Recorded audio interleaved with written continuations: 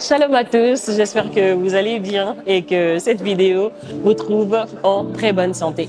Aujourd'hui, nous avons partagé ces moments merveilleux de culte dans la présence du Seigneur et nous avons été prêchés sur la prière de confession. Le serviteur de Dieu a étayé beaucoup de choses et nous allons aller vers les bien-aimés pour les interroger sur ce qu'ont été leurs impressions. Suivez-moi.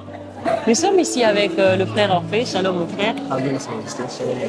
Amen. J'espère que tu vas bien et que tu as passé un très bon culte. Gloire soit rendue à Dieu. Donc aujourd'hui, le serviteur de Dieu a parlé de la prière de confession, un thème qu'il a commencé à aborder ce vendredi.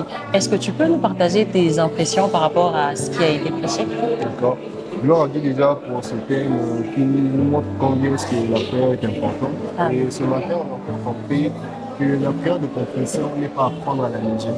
Et que ce n'est pas une prière à faire à la base. Déjà que dans la prière de confession, il y a la foi qui doit être présente. Au-delà de la foi, il faut être conscient que celui devant qui on s'approche est non seulement notre avocat, mais aussi le second sacrificateur.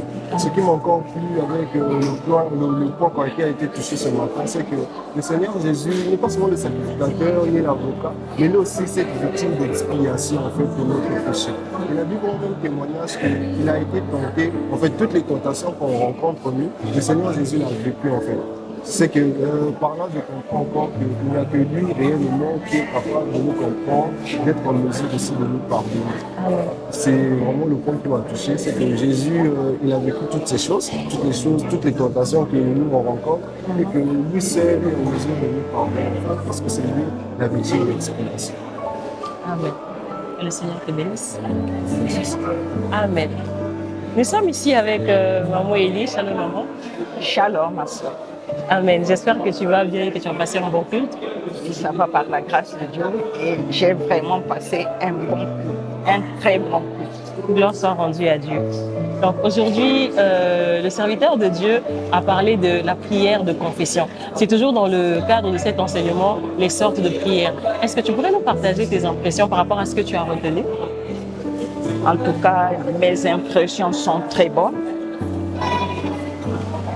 Ce que j'ai semblé comprendre, nous en tant qu'enfants de Dieu, nous négligeons la prière de confession. C'est une prière que nous survolons.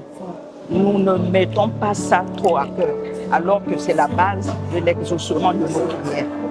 Mais souvent, nous en tant qu'enfants de Dieu, quand tu pêches, tu oublies même que tu as péché. Tu t'approches, tu fais ta prière comme si de rien n'était. Mais il y a quelque chose qui m'a beaucoup touchée. Lorsqu'il a parlé de l'enfant prodigue, l'enfant a pris la résolution d'aller vers son père. Quand son père l'a aperçu au loin, il s'est levé, il est allé vers son fils, alors qu'il n'avait pas encore confessé. Dieu voit l'état du cœur quand nous nous approchons. Et ça m'a profondément touchée.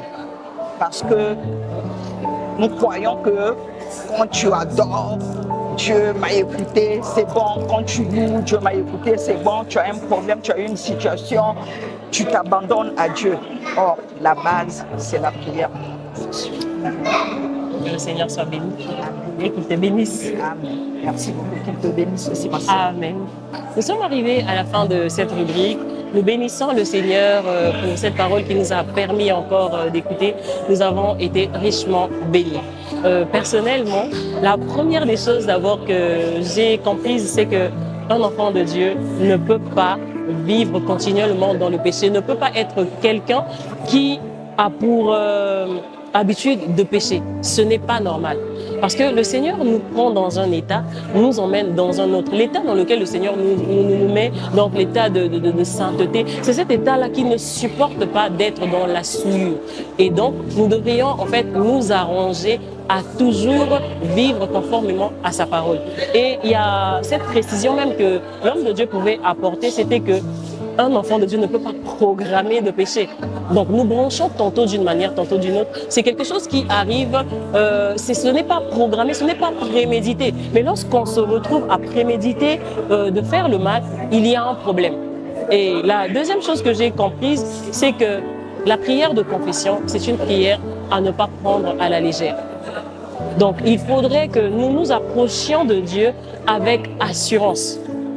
Avec assurance. Or, celui qui s'approche avec assurance, c'est celui-là qui a la foi que lorsque je vais prier, lorsque je vais demander à Dieu de me pardonner, les choses vont changer dans ma vie. Il va me pardonner et je vais avancer. Et en dernier lieu, j'ai compris aussi que Jésus pardonne tout. Il n'y a rien qu'un homme puisse faire qui aujourd'hui puisse rebuter le Seigneur en fait. De la même manière qu'il prend cette brebis-là dont il est question dans la Bible et laisse les 99 autres, c'est la même chose qu'il fait avec nous. Donc allons vers le Seigneur, il ne manquera pas de nous faire du bien. Que le Seigneur vous bénisse, à la semaine prochaine.